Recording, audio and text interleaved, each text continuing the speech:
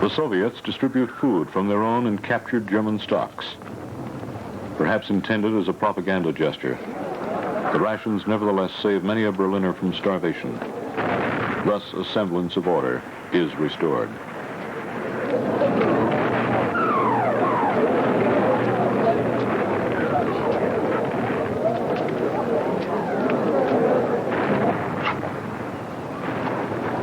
But behind the facade of order, the chaos is often brutal.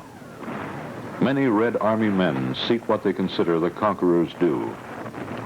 Women and girls of all ages are raped, often before the eyes of their own husbands, parents, or children. Though many go unreported, it seems clear that there were tens of thousands of cases. A wave of suicide sweeps the city. Most Berliners, however, promise themselves survival. They have no wish to perish in the last days of the war, whatever their condition. At the very moment their city is dying, they turn to the task of living.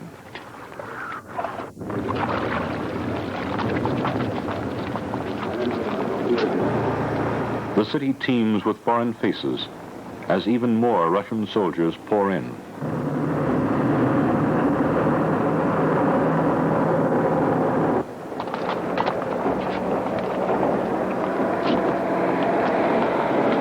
The victors find quarters for themselves as the ghostly columns of the defeated march eastward past the roaring fire of cannons and rockets. April 29th. The eastern part of Moabit, Hohenzollern-Damm, and Halensee are occupied. Heavy fighting continues in Schöneberg and in Wilmersdorf.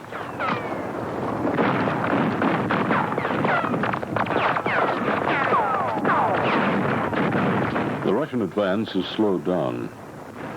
Russian soldiers, too, are not anxious to die when victory and peace are so near at hand.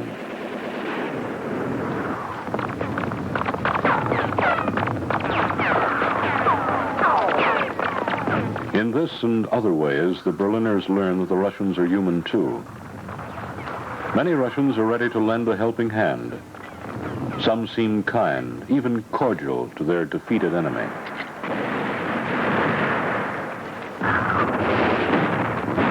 But the brutal and devastating war goes on.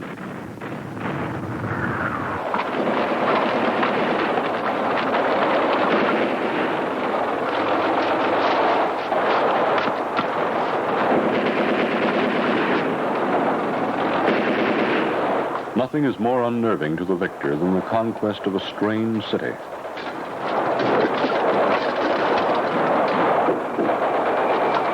The Battle of Berlin is one of the worst examples of senseless and costly street-to-street fighting.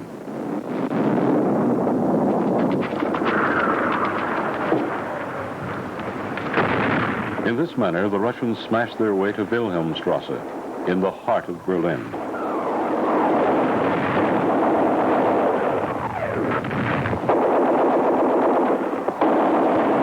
April 30th. The Russians conquer parts of Wilmersdorf, 200 square blocks in the center, and the Reichstag building itself. What a quirk of history that the Reichstag, despised by Hitler as a symbol of parliamentary democracy, and burnt out since 1933, is so savagely defended. And equally strange, the Russians look upon the capture of the Reichstag, not of Hitler's chancellery, as the climax of the Battle of Berlin.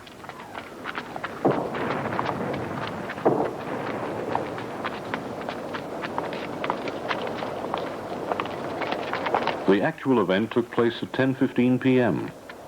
And so the next day, Russian soldiers reenact the hoisting of their flag on top of the Reichstag, and Soviet cameramen capture the scene for history.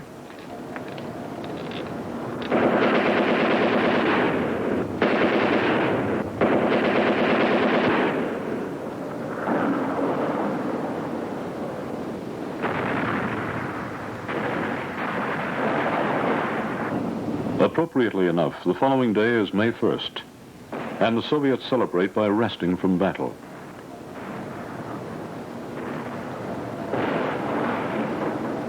Stalin's order of the day is read. And on this first day of May, too, the future ruler of the Soviet zone of Germany, Walter Ulbricht, arrives in Berlin from Moscow. Meanwhile, General Krebs, chief of the German General Staff, conducts abortive negotiations with the Russians. Though Hitler had already committed suicide, Goebbels directed Krebs to negotiate only a ceasefire rather than an unconditional surrender. So the fighting goes on. While hundreds more die in these final hours, Goebbels and Krebs take their own lives in the bunker of the Reichskanzlei.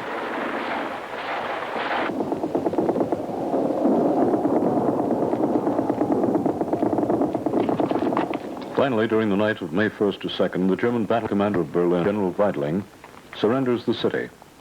He describes his meeting with der Führer on April 25th. Das war der Mann geworden, eine körperliche Ruine. Sagt, tief eingesunken. Hitler sat deeply sunken in his chair, a physical ruin, his palsied hands poring meaninglessly over a map. Leise, kaum vernehmbare Stimme. He was through. Und stückend war nicht Lage. War menschlich fertig.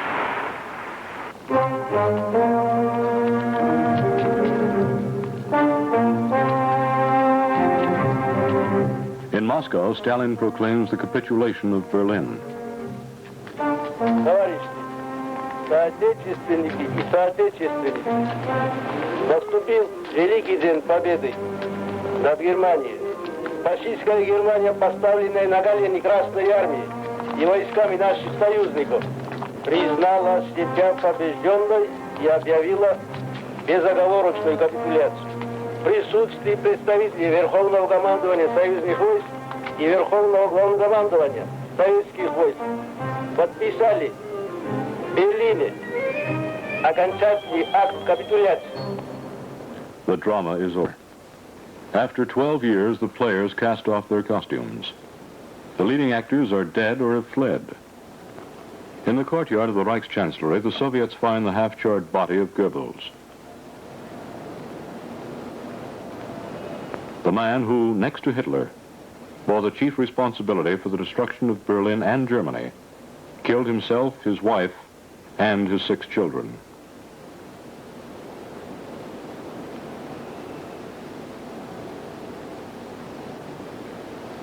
And what about Hitler? In his bunker, he married Eva Braun, one day before his suicide. So, during his last 36 hours, der Führer permitted himself the gesture of becoming a husband.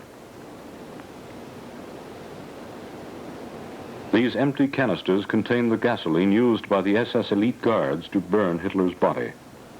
But the remains can be positively identified. Poison is Himmler's choice as the once feared SS chief is tracked down by the British in northern Germany. Goering Reichsmarshal, and once the second man after Hitler, is the only one to remain alive. In American captivity in Bavaria, he even holds a press conference. 18 months later, he too will poison himself, just a few hours before he would have had to face the gallows. In anticipation, there is looting, a frantic search for something to eat or barter for food.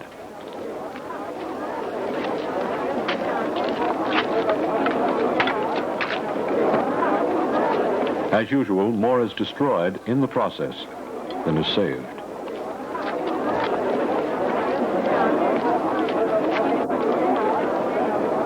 With surprising speed, the Soviets institute a provisional system of food distribution. Each Berliner's identity card entitles him to half a loaf of bread. They stand in line for hours, often in vain. But at least none are killed in the queues, as hundreds were in previous weeks, when hunger drove them to brave the shells rather than give up their place in line.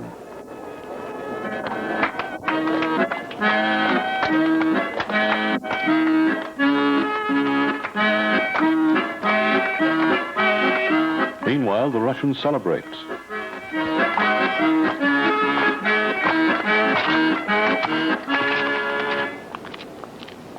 tells the slogans of the masters of yesterday give way to the masters of today. May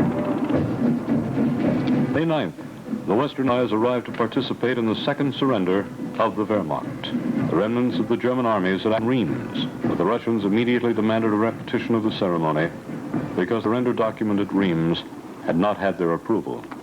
Field Marshal Keitel is brought to Berlin for the purpose. Actually, the whole thing is a farce, since President Truman has already declared the end of the war against Germany following the earlier surrender at Reims. This is a solemn but a glorious hour. General Eisenhower informs me that the forces of Germany have surrendered to the United Nations. The flags of freedom fly all over Europe.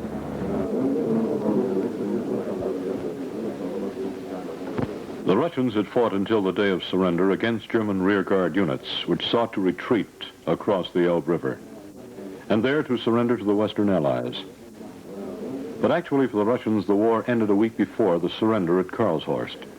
It ended with their conquest of Berlin. Berlin, once the proud metropolis of 4.5 million people.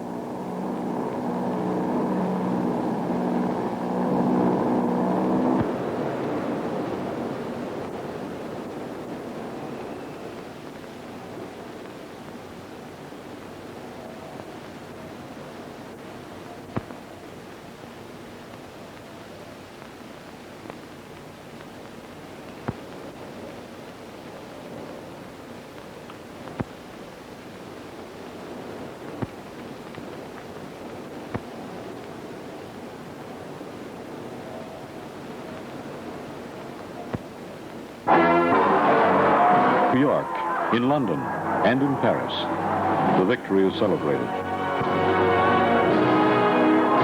It is still too early to realize that this war in which there are the vanquished but no victors.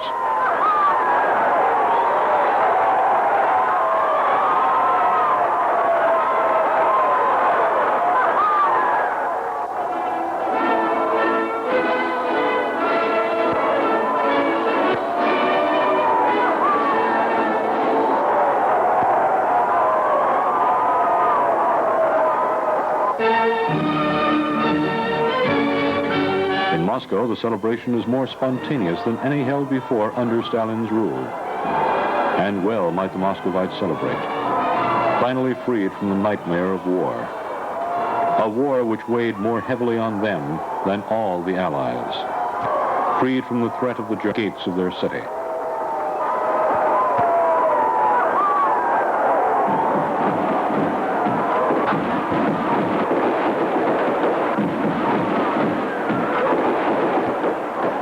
In Berlin, the Soviets enjoyed their 2 months as sole masters of the city. Now that there's no more shooting, they do what any tourist does. They sightsee.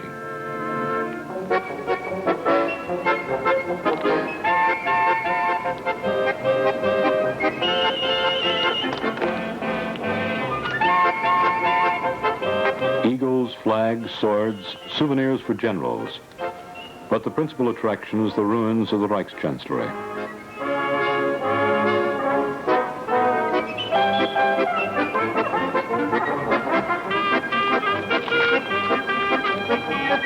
Tourists are usually attracted by the bazaar, and these surroundings are worth photos to send back home.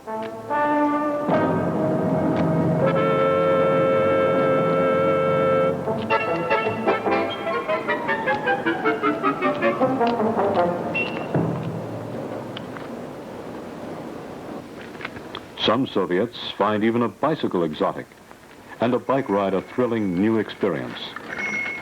The thrill is not always shared by the bicycle's owner. What develops is a special kind of tourism, with the destruction itself as the chief attraction.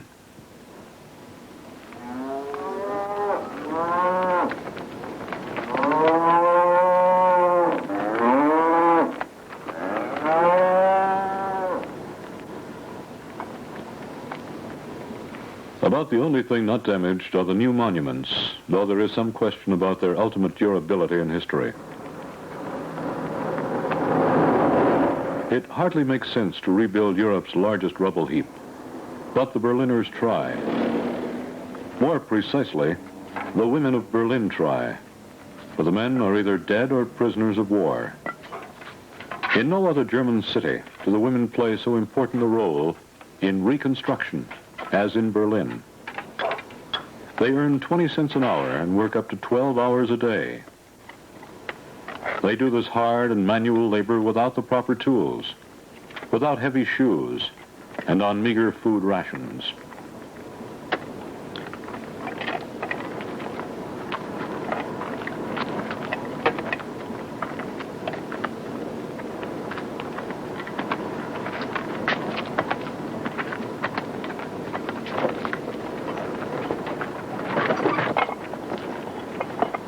Their chief tool is a pail, and with that pail they toil to clean the streets of the city in ruins.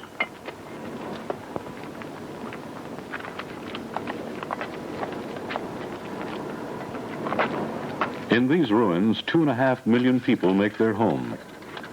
They poke through the rubble for anything that can be put to good use.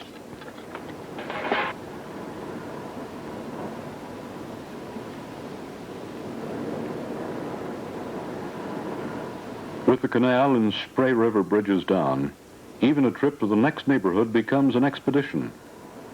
Each section of the city develops its own pattern of survival. There is little communication within the city, and none with the world outside. What was not bombed by Western airstrikes or shelled by the Russians was destroyed by the retreating German forces. Under these conditions, rumors are spread easily. Every horror tale is believed. In the subway tunnel under the Landwehr Canal, one rumor has it, thousands who sought shelter were drowned when the tunnel was flooded by German commandos. In truth, no one was drowned. As the cleanup work progresses, only the bodies of some unattended wounded are found.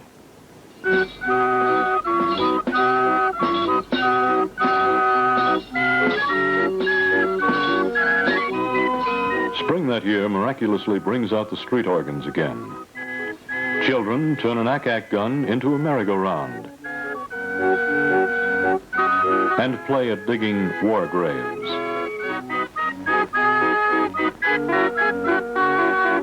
It's good to come out of the rubble for a neighborly chat next door. And it's good to take a stroll again without the fear of bombs. And the walls sport ads and personal notices, including offers of matrimony. The first wedding takes place in Charlottenburg, 1 week after the surrender. Those who can put on their Sunday best for an outing on the Kurfürstendamm. The first new mailboxes appear and the first streetcars.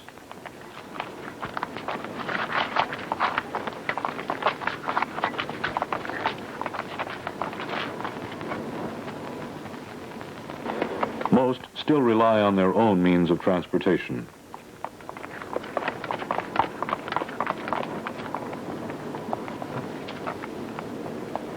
It takes skill to get around. 186 bridges were destroyed. Some of these are now replaced by ferries. On May 15th, the first newspaper appears, issued by the Soviet authorities. It is snapped up by news-hungry Berliners. Their city boasted 143 daily papers up until 1932.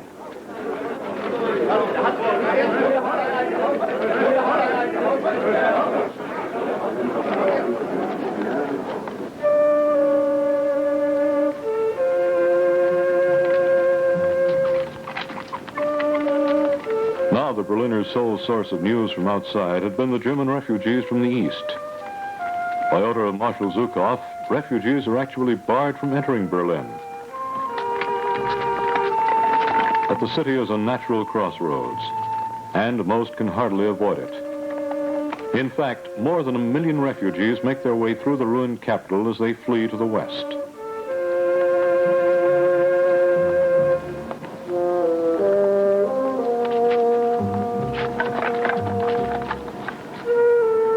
They're given a plate of soup and 100 grams of bread and are warned to be on their way within 24 hours. Even if they can find a train that's running, the refugees may not board it. A permit is required. So they wait on benches marked "Forbidden to Jews," and perhaps ponder the fate that brought them here. There is a second wave of humanity which also moves through the city. 800,000 foreign workers who labored in and around Berlin prepare to go home. Prisoners of war, displaced persons, deportees, and voluntary workers. The rumor spreads that the Western powers are soon to come to Berlin, and this rumor proves to be true. At first, however, the American detachment under Colonel Hawley is halted by the Russians. Instead of 500 American soldiers, only 212 were allowed to proceed to Berlin across the Soviet-occupied zone. The Russian tactic is but a small taste of what's to come in the years ahead, in the East-West war of nerves that is to center on Berlin.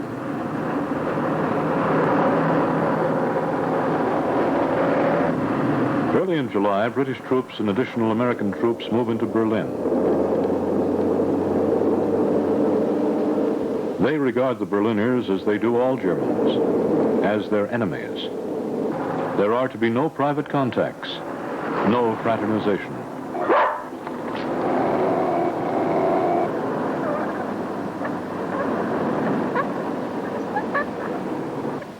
Only recently, these barracks housed German soldiers.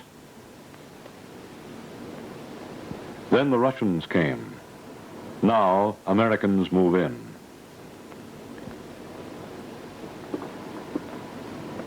This time, the changeover is peaceful. The only shots fired are part of the ceremony. The Soviets are leaving. 60% of the Berlin area, in which 2/3 of the inhabitants live, is now occupied by the Western powers in accordance with the London Agreements of 1944. Berlin is not part of the Soviet zone, but a special area with a four-power administration under an Allied Kommandantura. All a little confusing at first to the Berliners.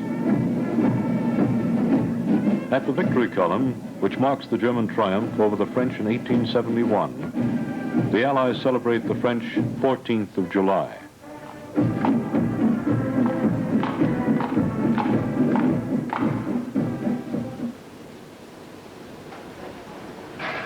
There are those who no longer care about parades. The first repatriates, crippled, wounded, sick. They do not recognize the city from which they went to war. Again and again, they are asked about the whereabouts of lost comrades. The parades, however, continue. They're about the only commodity not in short supply. An exchange of medals between Britons and Russians.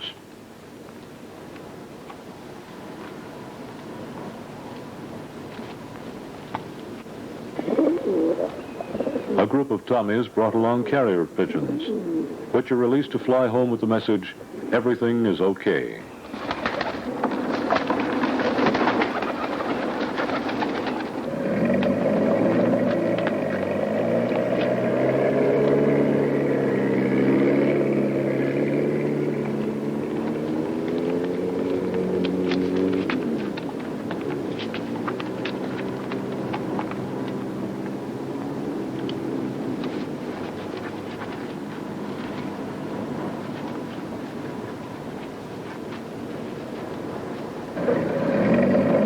On the eve of the Potsdam Conference, Churchill comes to Berlin. He pays what is by now the mandatory visit to the ruins of the Reichschancellery.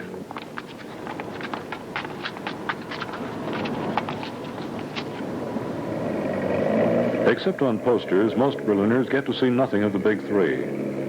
They meet in Potsdam outside the city in mid-July.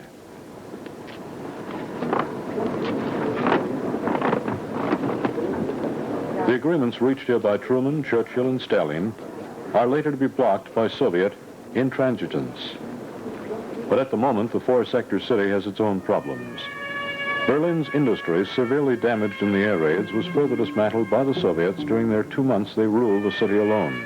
As a result, the western sectors of the city retained only 15% of their original industrial capacity. As production resumes, it's on a modest scale. Shell casings are turned into stovepipes.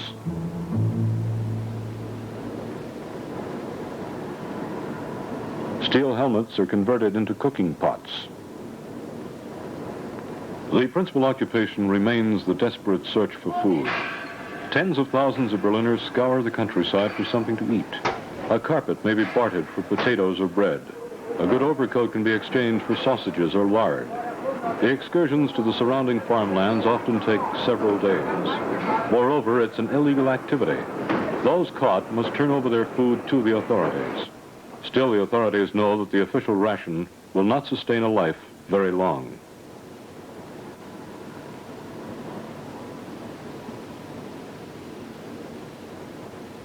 Hunger hits hardest at the young and the old.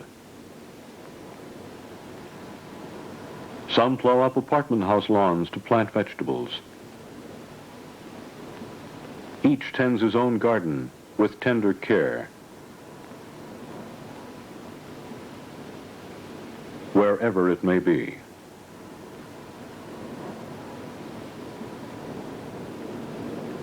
Not surprisingly, a survey ordered by the British Commandant finds that his sector's population is underweight. The chief source of all necessities soon becomes the black market. A monetary unit is developed, more solid than the dollar, the cigarette. The value of a single cigarette ranges between 10 and 20 marks, $2.50 to $5. It's an illegal currency, but one that saves many lives. Frequent police raids halt the transactions only momentarily.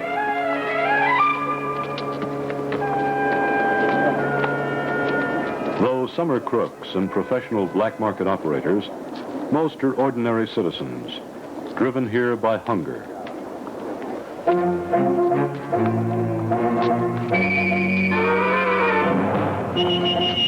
Those who are caught are generally given light sentences. Even the judges have become realists. Despite nominal warnings to the contrary, Western soldiers become the chief suppliers of the black market. Simultaneously, Soviet soldiers flood the black market with occupation currency, turned out on Soviet presses. This drives up prices for all. British military police arrest Soviet soldiers. The black market happens to be in the British sector, but it all makes little difference. Watches are still in great demand by the Russians, but their price drops from 5,000 to 1,000 marks when enterprising GIs import dime store timepieces. Only the cigarette currency remains relatively stable, and 1 pound of butter costs 400 to 600 marks. That's $150. Children are not made for non-fraternization, nor are the GIs. And the rule is soon broken, even among the adults.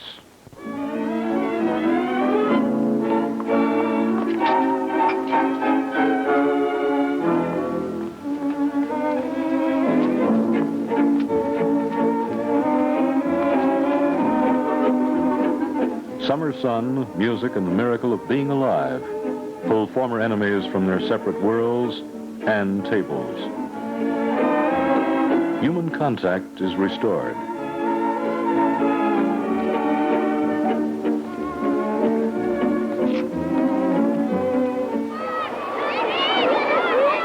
It's a process which seems most natural at Berlin's crowded lakeside beaches.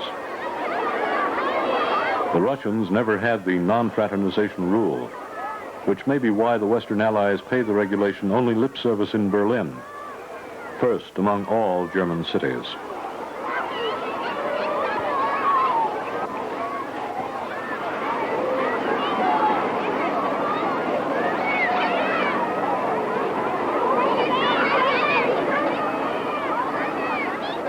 Even nightlife of a sort comes back to Berlin at the feminine nightclub and elsewhere.